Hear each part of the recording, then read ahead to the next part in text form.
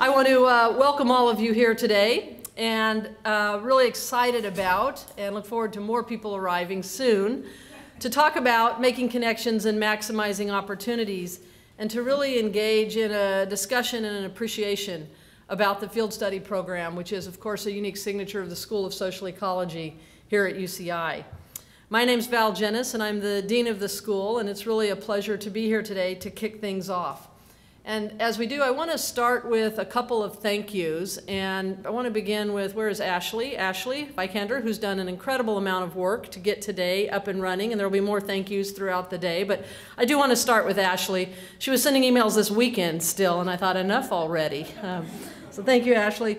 I also want to, there'll be lots of thank yous. I want to just single out one other person right off the bat, which is Scott Dubchansky, who is a contributor to the University of California and has taken a particular interest in the School of Social Ecology and in field study. He has, through a very generous gift, made today possible and made other types of efforts to reinvigorate and to support our field study program. So what I want to do is make sure everybody hears the name the Dubchansky Foundation family has made today possible. And he's also a member of my Dean's Leadership Council. And what that means is that he not only contributes financially, he and his family, but he contributes his wisdom and his insight as an influential community member. And that's equally valuable in the School of Social Ecology. And I'm going to say right up front, he and I have had some interesting discussions about field study, what it can do better, how it can impact communities. And it's just invaluable to have someone like that take an interest. I also want to welcome all of you here today. Like I said, I know there will be more coming. I know people are very busy and they vote with their time, and so attendance at a conference means quite a bit of a commitment, and it's an inspiration to see people come to learn more. When I say you, I want to begin with all of the parts that make the field study program possible. Of course, we have to acknowledge the faculty here today who, in addition to their teaching and research, teach classes and support the field study program as a unique type of learning. And if I could just have the faculty that are here today stand up. I see Professor Ward, Professor Houston, Professor Feldman, Professor Levine, Professor Dalton, Professor Kim. Thank you. These are very busy people. I and others put a lot of demands on them, and so it's great to see them early in the morning, and I think that's a show of support for this program. All of the faculty contribute to the field study program by teaching the in-class version that accompanies the field site version. I also want to thank all of the students that are here today. Universities in the first instance exist to serve students and the public. And would all the students in the School of Social Ecology please stand up? Where are you today? Okay, good. We're going to welcome you. It's not an understatement when I say field study really is all about you, and I appreciate you getting up early to come join us to learn more about the field study. I want to back up a little bit and talk about the School of Social Ecology, which is the administrative home of the field study program. We in the School of Social Ecology have a short phrase we use quite frequently, and you'll see it on a lot of our materials, and it's just discover, engage, transform. And these are the words that we try to use in short, in the vernacular, to guide all that we do. The discover part, of course, is a reference to research and the production of knowledge. And the engagement means learning and sharing what we learn and engaging with the community writ large in all of its manifestations. And the transform references why we do all this, to have an impact, to transform individual lives and communities at all levels, local and state and regional and national and international. This discover, engage, transform then captures our raison d'etre in the School of Social Ecology. And in some ways, the field study program, now over 40 years old, has done that kind of discover, engage, transform work since its inception, before we had those terms, by the way. Because in the first instance, it's about taking what we do here at the university, creating and critically thinking about knowledge, and trying to think about how it can be moved into our communities, into our lives, to enhance our lives and communities. So it's really with great pride we're home to this program. I should say, when we started this program over 40 years ago, we were very pioneering and very innovative. Now when you go to most major universities, you see some version of field study or internships. We were the leaders, and we continue to be a kind of international beacon in how to do this, both in times where it's well accepted and times where it's looked upon with a bit of skepticism. What I like about the field study program, as someone who's taught in it on the classroom side, is that it really brings to fruition the promise we make as a land-grant university. Land-grant universities exist to serve the public through the education, the research, the teaching, and the transformation. This promise becomes real whenever I'm teaching and I see a student have what I call the aha moment. They take something in the classroom, something they've learned here in the university, in the vernacular often called the tower. I don't use the word ivory tower anymore. We can talk about why I don't. But the tower, often accused of being insular, and they think about it in light of something going on in what is often called the real world, where people live and where their lives prosper or fail to prosper. And when they connect those two, they often get an aha moment that is quite magical, and it reminds me every time of the power of education. Even more, they can take that aha moment and move it into the community in a way that is put in service to people, individuals, or entire communities. For me, that's the best part about the field study program when I teach in it. Our program was, as I said, ahead of its time over 40 years ago, and now it is seen as an institutionalized version of what many schools and many universities are doing. We have a civic engagement minor on this campus. Public health now requires a field study experience. These are what I call followers. Oh, is this being recorded? Yeah, I guess it is. Okay. I recently bought this magnet I want to tell you all about. Made me think of the field study program. I recently bought this magnet. I was traveling a lot and I was killing time in a store in Boston. There were these little magnets that you put on your refrigerator. And I bought about 5 of them, and they were all very funny and witty, and I've been giving them out to people. But my favorite was one that said, and this is exactly what's on it, "I can explain it to you, but I can't understand it for you." And I liked that a lot because in the field study program, we can explain things endlessly here at the university, and we're in the explanation business. But we can't necessarily understand things for people. And the field study program is a primary venue through which people learn to understand things for themselves, drawing upon what they learn here in the university and observing out in the field quite literally and engaging with many of our partners. I also want to pause and thank, we have 21 partners represented here today, community partners, and could those folks stand up? If you're a community partner, just stand up. We'll have more coming later. Give them a round of applause. These community partners are really vital to creating these aha moments and helping people understand things for themselves.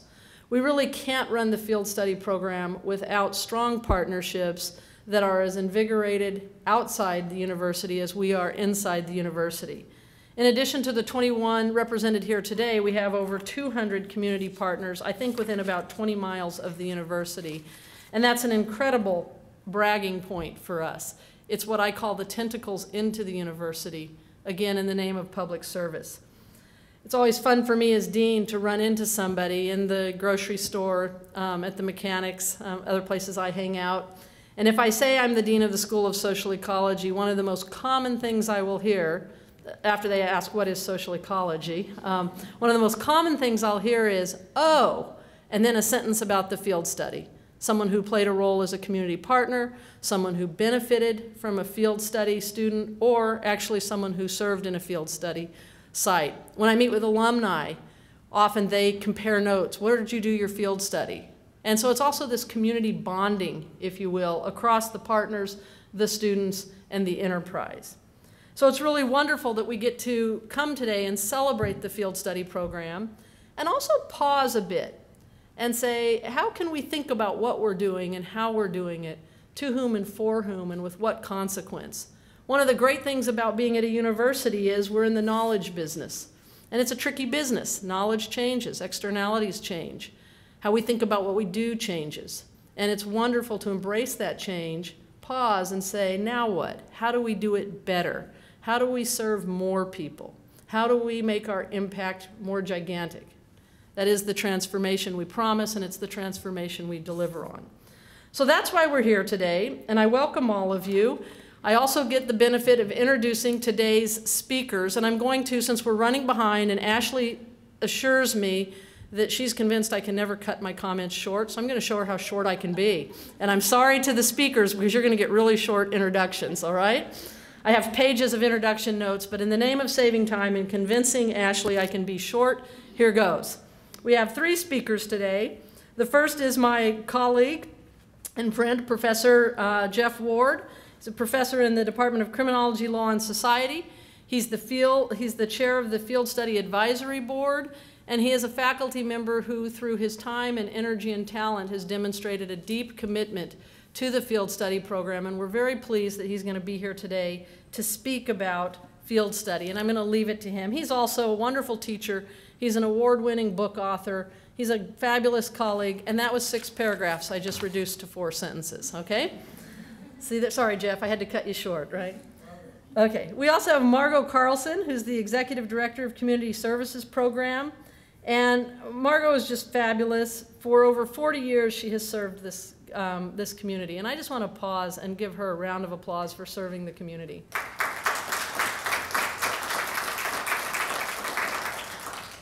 Margot is just so fabulous. You know, I was just talking with her here at the front table, and it was nice to see someone doing this kind of work for so long, hosting our students, helping us educate our students, and transforming our communities, who still expresses enthusiasm for the project and the endeavor. I said to her, "Are you going to bestow some wisdom today?" And she said, "Yeah, but probably more enthusiasm." And that's an incredible thing to have as you help us do the field study. Lots and lots of students she's helped, lots and lots of awards. Again, I'm going to save a lot of time and get us back on schedule by saying that we've recognized her at the University of California for her partnership with the school in multiple ways, and the community has too. So we're very fortunate to have Margot here today. And then our third speaker, Jacqueline Ellison. Where's Jacqueline? Okay, hi, Jacqueline. She's one of our own, as we call it. Jacqueline completed a bachelor's degree in urban studies from UCI, and she focused on community development and civic engagement.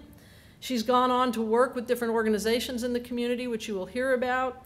And she's come back to the university multiple times to represent the university, the School of Social Ecology, Urban Studies, which is one of our fastest growing majors on this campus in the School of Social Ecology. And she's here today to talk to us a little bit about her experiences and the way in which she's participated in field study, graduated, and moved on into the community to continue to make significant contributions. So I apologize to the speakers for not doing better intros, but I'm saving time, and I appreciate all 3 of you being here. And welcome everybody, and I will turn it over now to Jeff.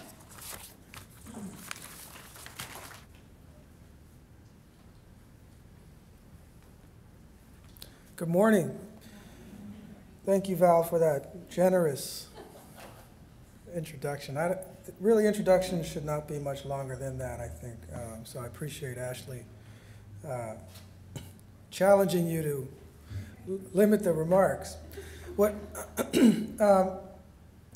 I'd like to speak a little bit about today is my experience in the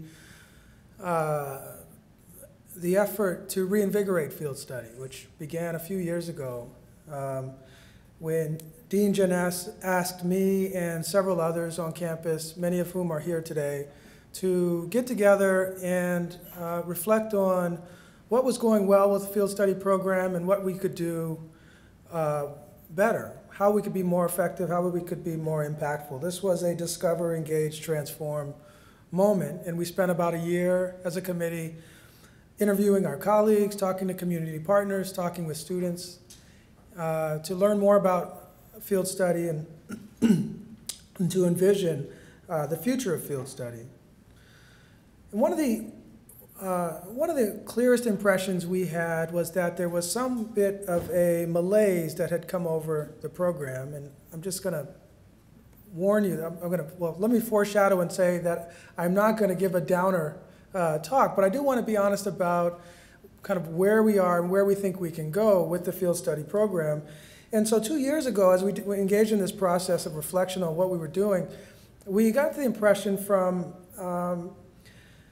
everyone we talked to, really, that the program and the associated course had become sort of trapped in a hardening status quo, where many faculty and students had come to see this as a bit of a breather moment.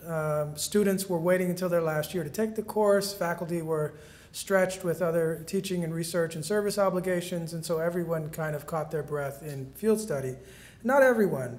And I should note that the internships and their great value appeared to continue thanks largely to Ashley Vikander, who managed to keep this substantial operation afloat with really minimal resources in terms of support. But pedagogically, field study had become a moment for sort of microwavable 10-page papers that no one would remember writing or reading, and that contributed little, if anything, to our community pedagogically. And again, this is separate from the internship experiences and the value of the contribution students were making there. But in terms of the idea of social ecology as a sort of a place where leaders are born, where people are trained to engage, to become engaged in these transformative processes, we got the impression that field study was floundering a bit. It seemed to be growing a bit uninspired and a bit uninspiring, with much of its great potential being lost along the way. So that was 2 years ago, and since then we have embarked on a number of changes that are already, I think, making their mark. I'll just speak about these quickly in terms of sort of more structural changes, and then I want to talk more experientially in terms of how I've observed the shift in the field study program. Structurally speaking, we've made some changes that dramatically increase student access to the program at earlier stages in their matriculation through the university.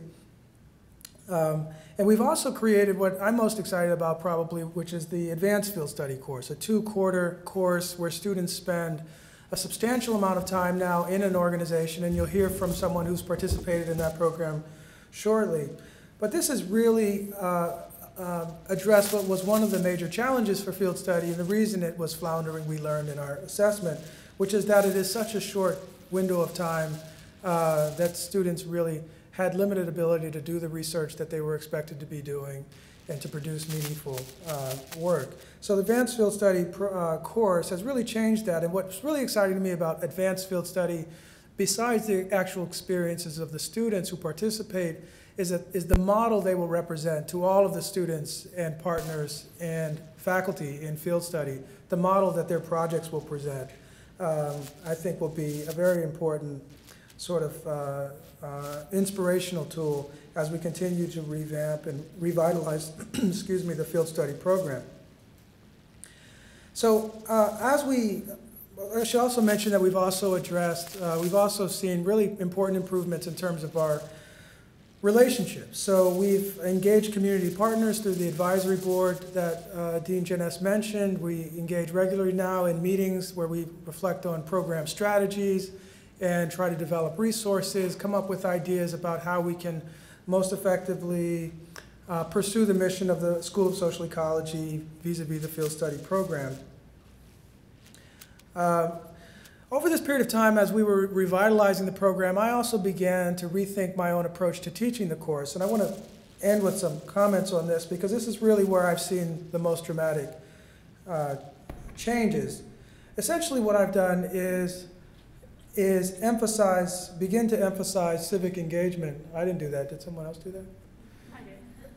Oh, okay. I'm going to hope this goes together. But I've tried to emphasize civic engagement and de-emphasize research and professional development.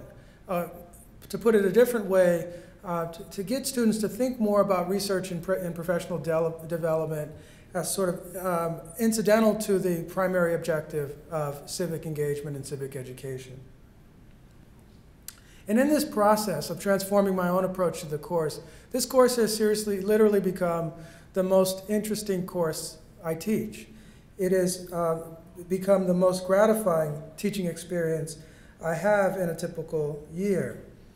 I used to say to students, choose a topic to research and write about, and then I'd watch them yawn, and their eyes would roll, and they would start looking at the clock, wondering when they could leave. Now I ask my students, how can you add value to the work your community organization is engaged in? What can you contribute to the organization and its stakeholders? How can you improve visibility? How can you improve access? How can you promote innovation? And most importantly, how can you do this through your own initiative? Now I am seeing not eyes rolling, yawns, glances at the clock, but I'm seeing inspiration, not only on the students' faces, but in the work that they're doing. I'm seeing them more seriously reflect on what it is they hold to be important, what they value, and translating this into the work that they are doing. I'm seeing their creativity and energy that I think was trapped before in the status quo that I talked about. I'm seeing that creativity and energy unlocked as they pursue really ambitious field study projects, even still in 10 weeks. I'm seeing field studies' potential and significance as a centerpiece of the School of Social Ecology, the School of Discover, Engage, and Transform, coming to fruition. I wanted to give an example of one of these projects just to sort of illustrate the excitement, and it's a bit humorous, and I think now's a good time for toilet humor. I had a student in a community site that served children, and I said, you know, how are you going to become engaged in this organization and contribute to its innovation, add value? And she said, I don't know. The first few weeks she'd come to class, I don't know, I don't have any ideas. I said, well, just keep looking around, pay attention to what's going on there, and think about what really be present in the organization. So one day she comes to class and she said, I noticed that there are no small toilets, and I'm concerned about this. And I said, well, why are you concerned about the small toilets? She said, well, all the people are small, and all the toilets are big, and certainly this must be a problem. And this is a student in psychology and social behavior, and I said, well, that's really interesting. And I have a 2-year-old, so I was sort of more interested maybe than I would have been. But I said, that's really interesting. I wonder if there's some research on the significance of small toilets in child-serving organizations. And we talked about it in the class, sort of laughing. They thought it was all silly, but we were serious. Me and her were talking in the class, and I said, well, what might be important about that? And she said, well, maybe developmentally, maybe they get stigma, or maybe there's some health issues. And I said, well, go find the research. If it's out there and maybe you can help the organization address this, I'm sure they don't have the resources to do it on their own, or they would have done it if it's important, but you can help them do it. So she produced a project where she not only researched this issue, and sure enough, there is literature on small toilets and their significance. If I recall, it's mostly a health issue. But she wrote this up and helped the organization develop a plan that they could use to solicit contributions for funds to renovate their facilities and better serve the students.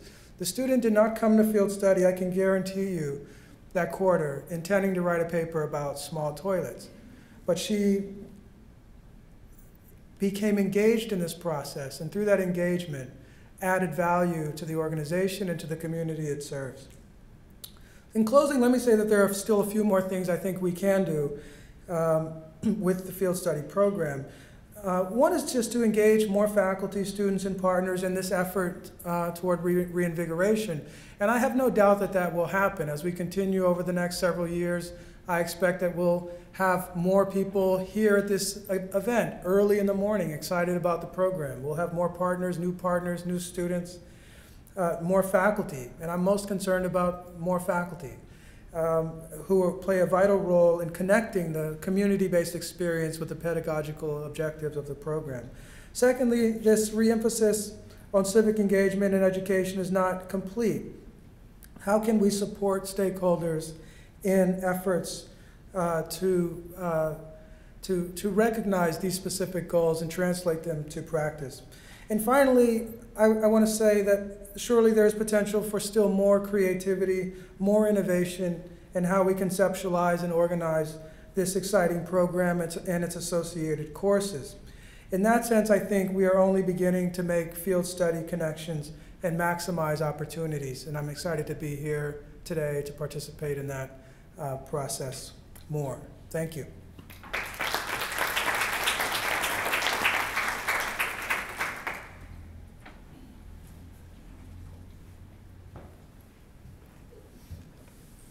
Good morning. I struggled with these remarks. I was a field study student back in the 70s. That's another world for most of you, particularly when it comes to the topic of the juvenile justice system. When I was a student, it was in the 60s that the President's Commission on Juvenile Justice and Law Enforcement had come out, and it had several recommendations in it because it was concerned with crime in a free society. One of their recommendations was, first I should say, predicated on the fact that locking kids up wasn't changing their behavior. The police had two choices. They could admonish, literally kick ass in the street if they wanted to do that, or send the kids to probation. There was no in between. About the same time, a captain, Robert Green, in the city of Costa Mesa had just finished 6 months at the Delinquency Prevention Institute. And concomitantly, Dr. Arnold Binder, the founder of social ecology, was getting a lot of press about this innovative idea.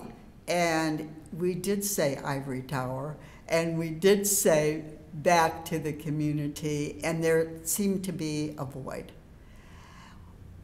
Green came to meet with Binder, and the outcome of that discussion was the institution of a field study that would take place in the police departments. So the city of Costa Mesa, Irvine was part of it. It had no police department then. And Huntington Beach became participants. The call went out for interested students, and I was one of them. Adolescents were really my bag. I had already done a field study in community mental health and had done 6 months in a day treatment center for adults who were recovering usually from some kind of mental break. And I learned a lot, but I knew that was not where I wanted to go. When the opportunity came to assist in this diversion program, I interviewed several stages to be accepted as a student.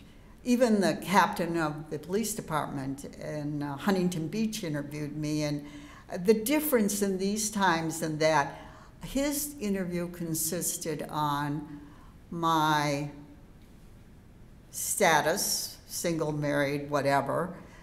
Yes, I was married. Did I have children? Yes, I had children. Were any of them involved in the justice system?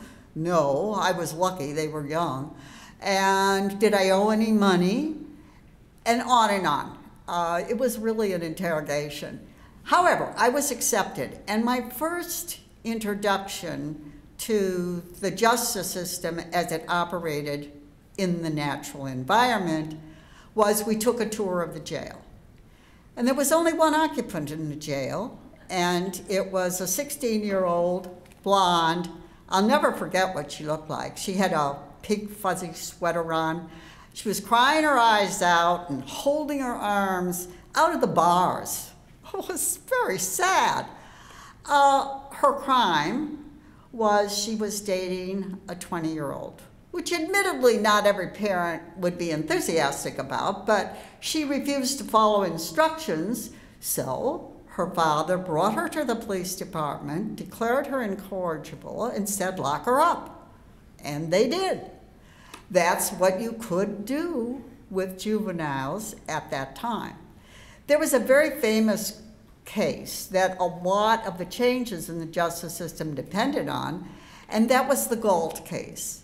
That was a 15-year-old boy who was observing his neighbor in various periods of undress and took it upon himself to call her up and tell her that she had lovely cherries. That was a horrific crime. And he went through the justice system, the juvenile justice system. Now, at that time, the woman did not have to testify. The youngster, that crime would have been 2 months for an adult if they had committed it. And the youngster was confined to 6 years in an institution. There was no such thing as bringing the attorneys into juvenile court, and the parents were actually even unaware of the charge. This case overturned the practices of juvenile justice at that point in time. And if you can flash back to the field study where we entered the police departments, and that was a big first. Now all the community service and mental health people want to be in the police department, but they were not, and we were. And the officers kind of looked at us, where did these people come from, and what bright idea did the chief have to bring university students into my department. So we sat among the juvenile officers. Almost every department had a juvenile officers division in those days. And they were very nice to us. They were polite, but really, what functional purpose could we solve? Well, of course, the functional service we solved right away was, that the officers of police departments serve probably 85, I'm not sure the exact statistic now, but they're domestic cases. They're disputes in the community. They're not chasing bandits all the time when they are working. Well, then come the woman crying at the front desk with a kid in tow that isn't going to school, had a dispute. Oh, let's refer that case. And those kinds of cases were frequent, and they did start to refer them to us. And they were surprised because people not only accepted the service and continued working up to 6 sessions in those days, but they also felt more positive about the police. That was a big deal because from confrontation on the street or called to the home to thinking better of the police who referred, big mark. The other thing that we did when we went into our field study in the police department was we discussed and were trained, and Dr. Binder was big on this, that we enter a system on a comparable level. In other words, we dressed the way the police officers did. In those days, they were wearing shirts and ties and jackets most of the time. We dressed professionally. There was no facial hair on the male law enforcement. Our males wore no facial hair. And it was simply a matter of being non-threatening as you enter somebody else's system. And you can be regarded as a threat, maybe not so much the way you have it structured today, but we were kind of an abrupt entry. Another thing I think you'll smile about was our research project. Again, Arnie was very big on research, and so when we entered the police department, after we were there for a month or so, we had a chart of numbers. And we were able to assign each referral we got to our random selection. And there were so many more than we could serve, we had no compunction about having a control group. So, control group, service group. Now that the police liked us, and we had to tell them what we were doing with referrals because we did give them feedback. Family came, they working on anger control, things are going really well, or officer, this case is in our control group, so I will not be able to serve them. Guess what? They didn't like that, not at all. And the first 3 months of the research showed no further diversion of over 33% of the youngsters we were seeing. Now, then the police got smarter. I think they figured it out in the back room, but they would come and they'd have 3 referrals. Here's these referrals. Oh, and this one. Oh, this is the saddest case she ever saw. Child, no parents to watch over her. No, she's going to really have a hard time and probably high risk for further involvement. Well, they'd lay them down on the desk. Now, we had to pick them up and put them in our chart. And guess what? Bleeding hearts, which is what the cops called us a lot of the time, did put the more severe case in the intervention group. Gone control over our research project. I thought you'd be interested in research in the natural environment. Don't let the service people choose who goes into the control group. The police then moved from regarding the programs with concern to really wholehearted acceptance. And we ended up in 12 police departments at that point in time. But because of the commission and because of its impact on local governments, more money was coming down. And we were very aggressive about going after new grants and contracts. This first contract was worth $50,000 to us, and a very small, obviously, force from the, or staff from the beginning. The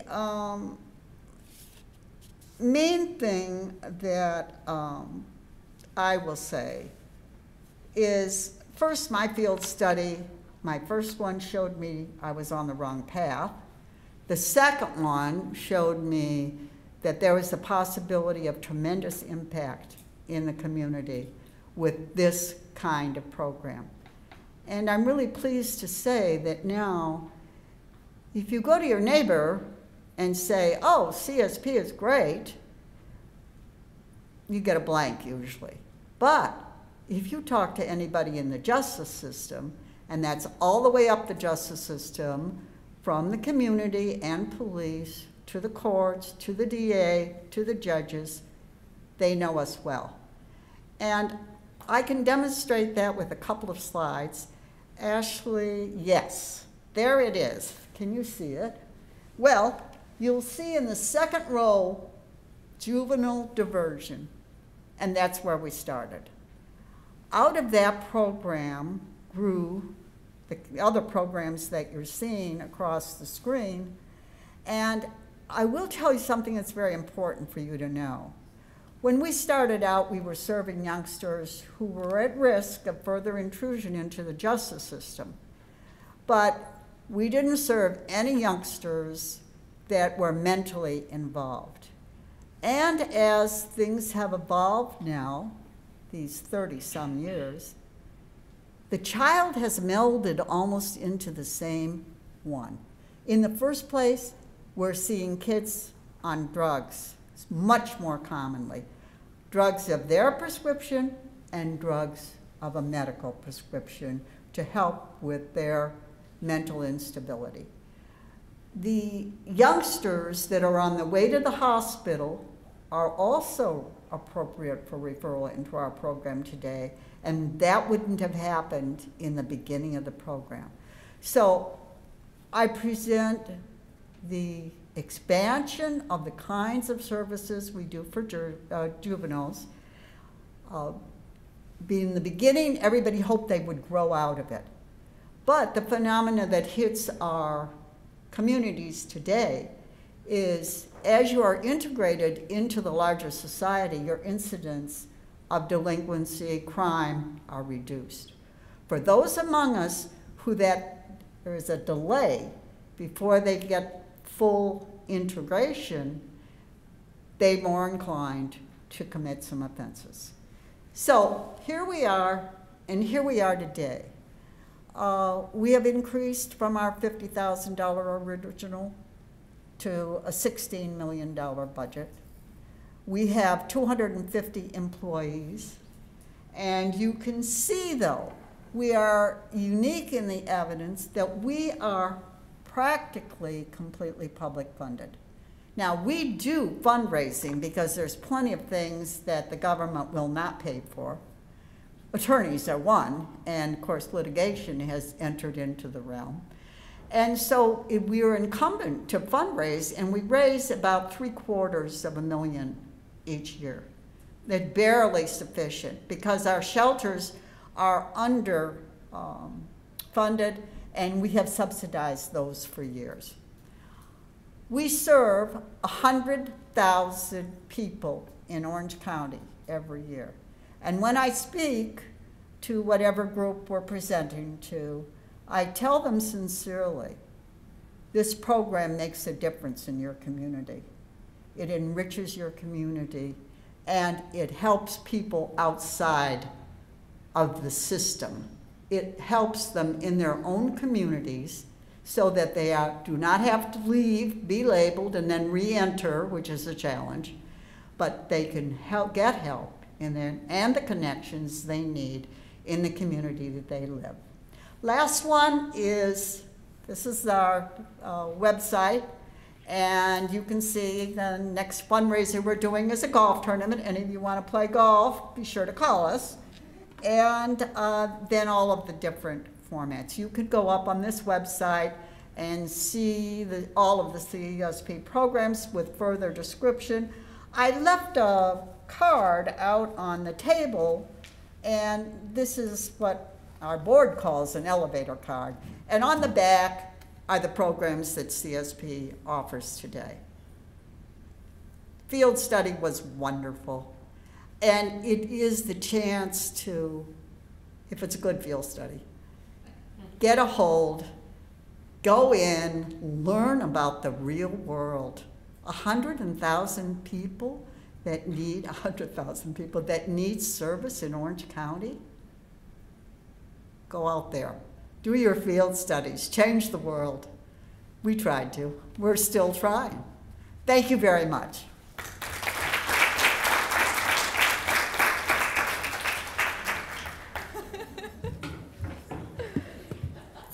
All right, well, I have a lovely introduction now. So everyone knows me. I'm Jacqueline. I am a recent graduate of UCI. I graduated in June, so I'm fresh out of school. But I'm so honored to be here today because field study really did make my college career what it is. And I was so proud and honored to be accepted to UCI to begin with and have that title behind my name, and then to be able to have gone out while I was still a student and set precedent for what our students can do was one of the best experiences I've had in my college career and now my professional career. So I came into UCI, my degree was urban studies. I thought it was really interesting to be able to study how people are integrated in their communities.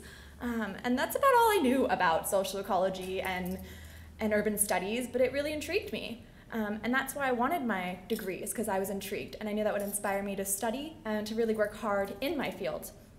And then from there I found my minor, which was civic and community engagement, which was kind of my ticking point. I think it's really important for people to give back and to find what they can do for their community to make it better. I think sometimes, which you'll learn in urban studies, it's happening a lot more that people are kind of turning their back on giving back to the community or being involved, even getting to know your neighbor. And so finding that point for yourself is so awesome. So when I was looking into field study, I know Jeff touched on a little bit, you will hear other students say, it's 10 weeks, it's a waste of time, you just gotta do it. And I kind of knew that was wrong. I knew it wouldn't be a requirement of our program if that was the case. And so I was a little intrigued to try and make it better for myself. And so I started kind of looking around and going through that. Oh my gosh, Ashley, I don't even know how much time you spend on that book of partners that you can intern with, and it is kind of daunting. So I encourage every student to take their time. When you come to this school knowing that's a requirement, start going through that book and start looking at the agencies that we have partnerships with and who you can go out and be with for 10 weeks. Figure out who's going to inspire you and who you want to connect with and who you want to be a part of when you leave school. because you really are building that connection and allowing the school as well as these agencies to become partners. So then I got asked to do advanced field study, and I got even more excited because not only was it a field study, but it was also an entire year of field study, and I got to write a really extensive research paper. And I'm a nerd and I love research. So I got super excited that I was going to be able to take the time that I was spending out in the community and give them even more instead of them just giving to me.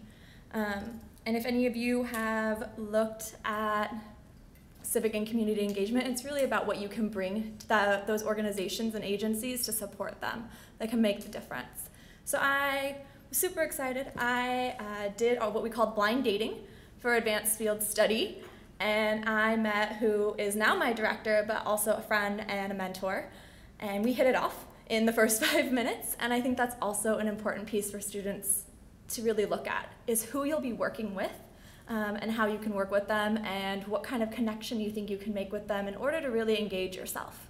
So she sat down with me, we just started chatting because we got along so well, and then we realized we need to talk about my project. And I think what was so unique about my field study experience, although it was over 3 quarters, is each quarter was a different project.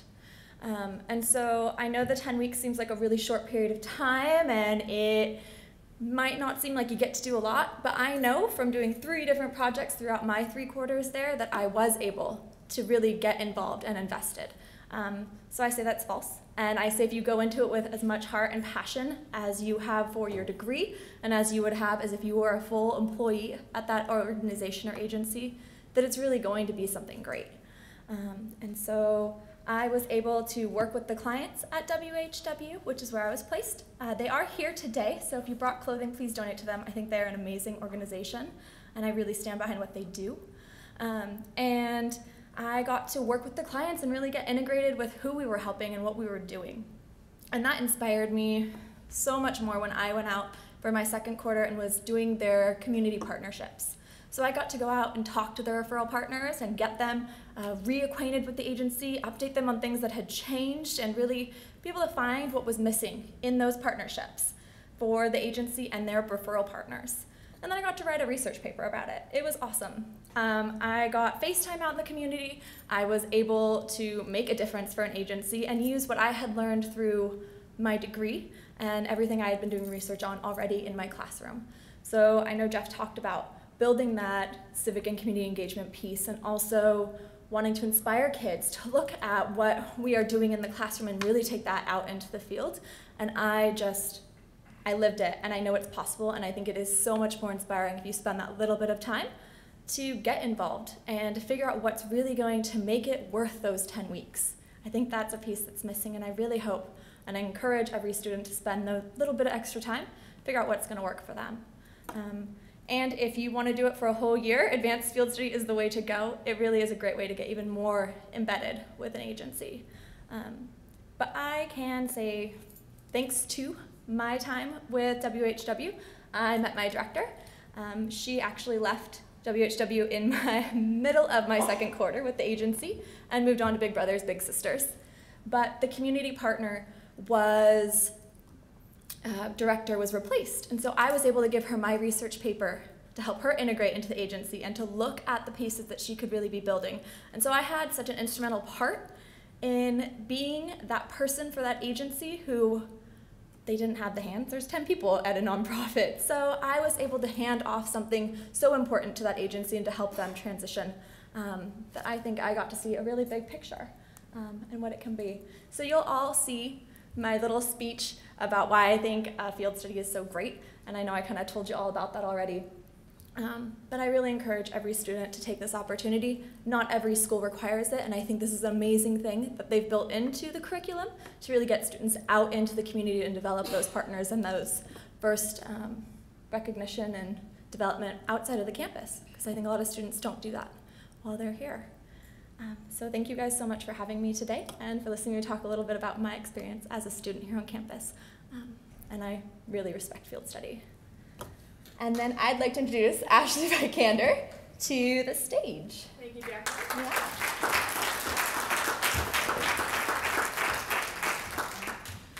Yeah. Thank you, all you early risers. Wanted to leave it open to see if anybody had any questions for any of our speakers or even our dean before we head off to our next sessions. We have a few minutes. Okay. A question for all the panelists, given that you have different kind of locations in the field study program. I'm always interested when you travel, quite literally. You know, maybe you're on a plane or maybe you're in a restaurant somewhere, but you're off-site and you tell people what you do related to the field study and how it works. I'd be interested in hearing from you what people think about it and how they react. That is, do people generally think this is a great thing? Do they think it's giving away university credit without proper academic underpinnings? How do people orient to you and respond when you say, I do this work in the field study program? Well, I'll go first. So I know while I was finishing up my last year and kind of traveling and out and about, people thought it was amazing that the university was giving me the opportunity and for these agencies to have the opportunity to really have that support piece. Because what I was doing, I really felt was important. And so when you speak about it, that comes across. And so I don't think once I ever got a look that was, why the heck would you do that? It was, that makes total sense.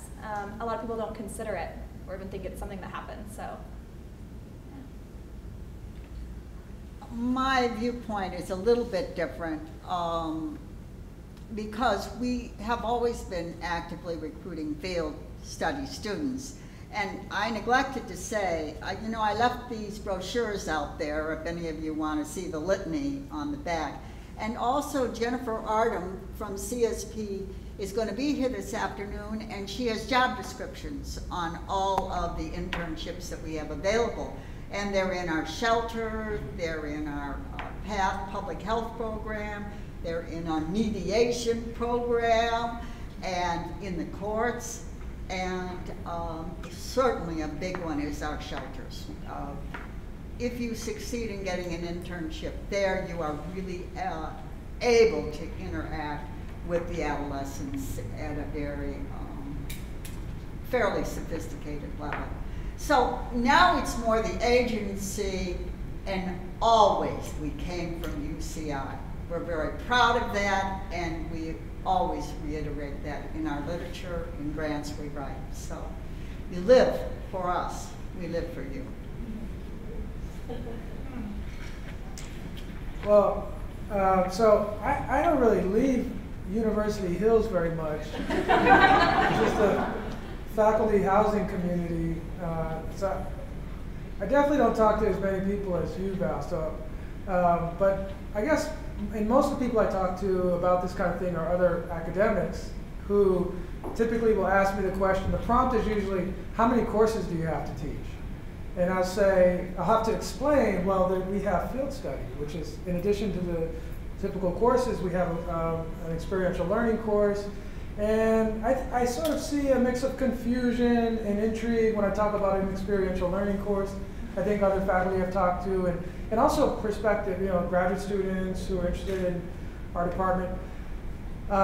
We talk about it. So I think people are generally unfamiliar with this.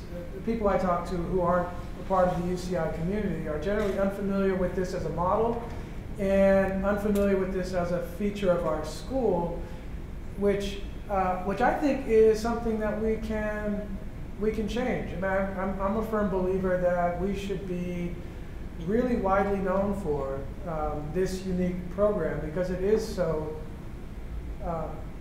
fundamental to the mission of the school itself. And the model of the program is so basically related to the model, the mission of the school. So hopefully that will change. But as of now, I get mixes of puzzlement and intrigue, which I take as a good sign, the intrigue part.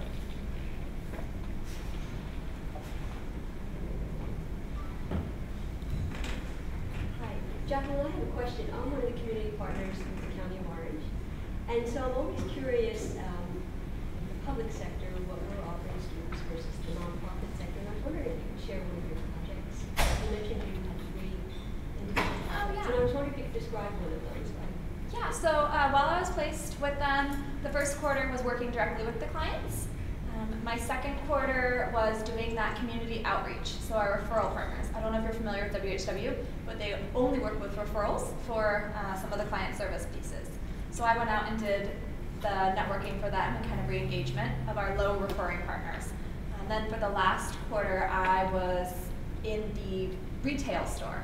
So they have a secondhand designer clothing store that also supports the agency. And so I was able to kind of move around the agency and really get to see all the sides of it, which I think was really helpful. But because I got to see all those pieces up front, that really oriented me with the whole agency up front. And I think that's a really important piece for the students, is to see the big picture and then find their niche within the agency.